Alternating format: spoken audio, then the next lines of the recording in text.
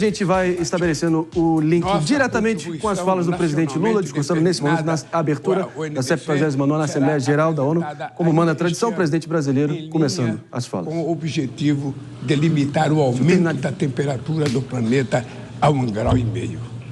O Brasil desponta como celeiro de oportunidade neste mundo revolucionado pela transição energética.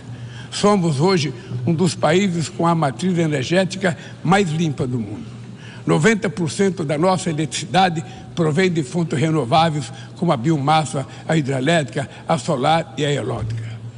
Fizemos opção pelos biocombustíveis há 50 anos, muito antes que a discussão sobre energias alternativas ganhasse tração. Estamos na vanguarda em outros nichos importantes, como o da produção do hidrogênio verde.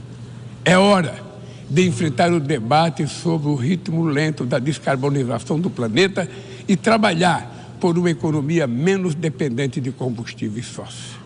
Senhor presidente, na América Latina vive-se desde 2014 uma segunda década perdida. O crescimento médio da região nesse período foi de apenas 0,9%, metade do verificado na década perdida de 1980. Essa combinação de baixo crescimento e altos níveis de desigualdade resulta em efeitos nefastos sobre a paisagem política. Tragada por disputas muitas vezes alheias à região, nossa vocação de cooperação e entendimento se fragiliza. É injustificado manter Cuba em uma lista unilateral de estados que supostamente promove terrorismo e impor medidas coercitivas unilaterais que penalizam indevidamente as populações mais vulneráveis. No Haiti, é inadiável conjugar ações para restaurar a ordem pública e promover o desenvolvimento. No Brasil, a defesa da democracia implica ação permanente anti-investidas extremistas, messiânicas e totalitárias. Estamos de volta para você que está nos ouvindo sintonizado na Rede Jovem Pan de rádio, aqui no Morning Show, no momento onde a gente interrompe a nossa programação normal, claro, para ouvir o pronunciamento oficial do presidente Lula, diretamente da Assembleia Geral da ONU em Nova York. Vamos ouvi-lo. A democracia precisa responder às legítimas aspirações dos que não aceitam mais a fome, a desigualdade, o desemprego e a violência. No mundo globalizado, não faz sentido recorrer a falsos patriotas e isolacionistas. Tampouco a esperança no recurso a experiências ultraliberais que apenas agravam as dificuldades de um continente depauperado. O futuro de nossa região passa, sobretudo, por construir um Estado sustentável, eficiente, inclusivo e que enfrente todas as formas de discriminação, que não se intimida ante indivíduos, corporação ou plataformas digitais que se julgam acima da lei. A liberdade é a primeira vítima de um mundo sem regras. Elementos essenciais da soberania incluem o direito de legislar, julgar disputas e fazer cumprir as regras dentro de seu território, incluindo o ambiente digital. O Estado que estamos construindo é sensível às necessidades dos mais vulneráveis, sem abdicar de fundamentos macroeconômicos sadios. A falsa oposição entre o Estado e mercado foi abandonada pelas nações desenvolvidas que voltaram a praticar políticas industriais ativas e forte regulação da economia doméstica. Na área de negligência da inteligência artificial, vivenciamos a consolidação de assimetrias que levam a um verdadeiro oligopólio do saber. Avançam a concentração sem precedentes na mão de pequeno número de pessoas e de empresas sediadas em um número ainda menor de países. Interessa-nos uma inteligência artificial emancipadora, que também tem a cara do sul global e que fortaleça a diversidade cultural, que respeite os direitos humanos, proteja dados pessoais e promova a integridade da informação. E, sobretudo, que seja ferramenta para a paz, não para a guerra. Necessitamos de uma governança intergovernamental da inteligência artificial, em que todos os estados tenham assento. Senhor presidente, as condições para acesso a recursos financeiros seguem proibitivas para a maioria dos países de renda baixa e média. O fardo da dívida limita o espaço fiscal para investir em saúde, educação, reduzir as desigualdades e enfrentar a mudança do clima. Países da África tomam empréstimo a taxas até 8 vezes maiores que a Alemanha e 4 vezes maior do que os Estados Unidos. É um plano Marshall às avessas, em que os mais pobres financiam os mais ricos. Sem maior participação dos países em desenvolvimento na direção do FMI e do Banco Mundial, não haverá mudança efetiva. Enquanto os objetivos do desenvolvimento sustentável ficam para trás, as 150 maiores empresas do mundo obtiveram juntas um lucro de 1 trilhão e 800 bilhões de dólares nos últimos 2 anos. A fortuna dos 5 principais bilionários mais que dobrou desde o início dessa década, ao passo que 60% da humanidade ficou mais pobre. Os super ricos pagam proporcionalmente muito menos impostos do que a classe trabalhadora. Para corrigir essa anomalia, o Brasil tem insistido na cooperação internacional para desenvolver padrões mínimos de tributação global.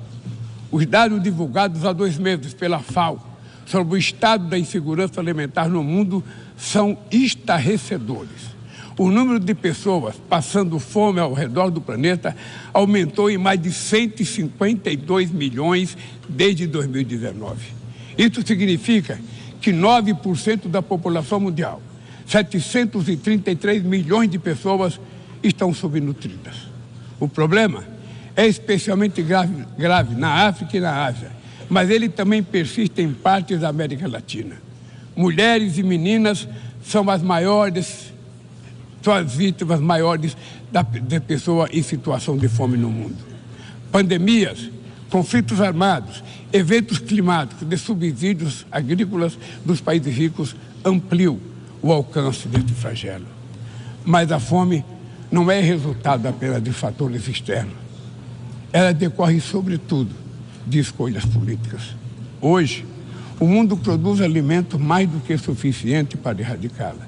O que falta é criar condições de acesso aos alimentos.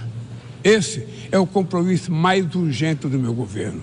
Acabar com a fome no Brasil, como fizemos em 2014. Só em 2023, retiramos 24 milhões e 400 mil pessoas da condição de insegurança alimentar severa.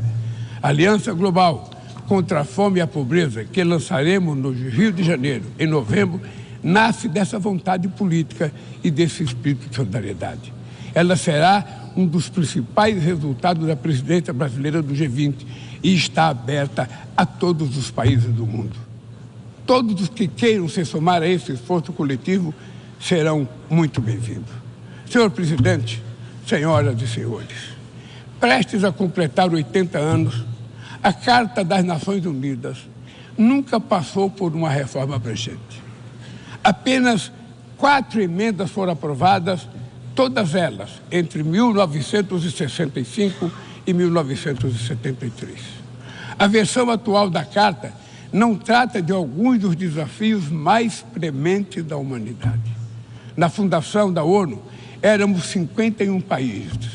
Hoje, somos 193. Várias nações, principalmente no continente africano, estavam sob domínio colonial e não tiveram voz sobre seus objetivos e funcionamento. Inexiste equilíbrio de gênero no exercício das mais altas funções. O cargo de secretário-geral jamais foi ocupado por uma mulher.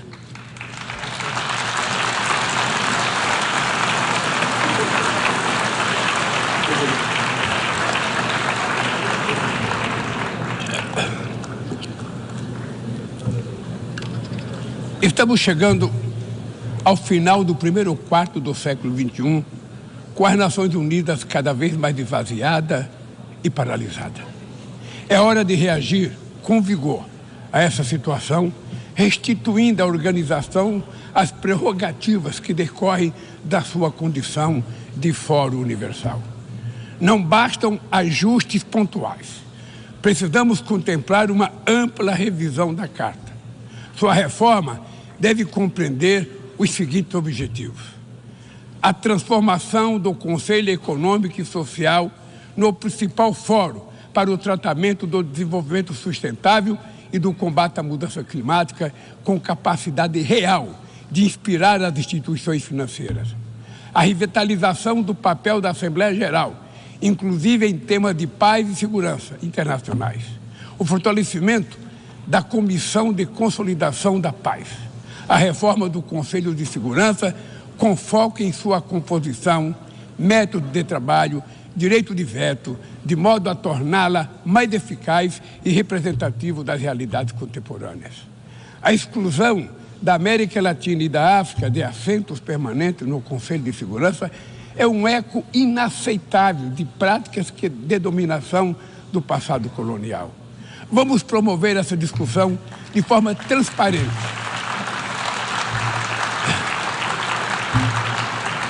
Vamos promover essa discussão de forma transparente, em consulta no G77, no G20, nos BRICS, na CELAC, no CARICOM e tantos outros espaços que existem para discutir.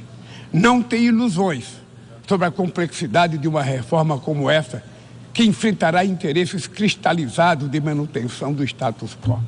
Exigirá enorme esforço de negociação, mas essa é a nossa responsabilidade.